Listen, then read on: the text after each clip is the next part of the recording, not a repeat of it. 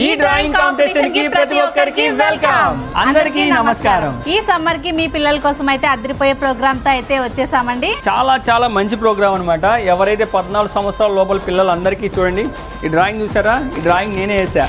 ఈ డ్రాయింగ్ చూసారా? ఇది కూడా నేనే వేసా.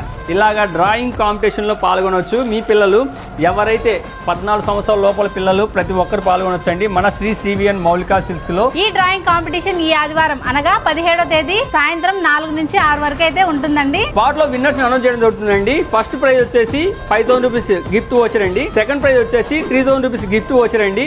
అండ్ థర్డ్ ప్రైజ్ వచ్చేసి 2000 రూపీస్ గిఫ్ట్ వోచర్.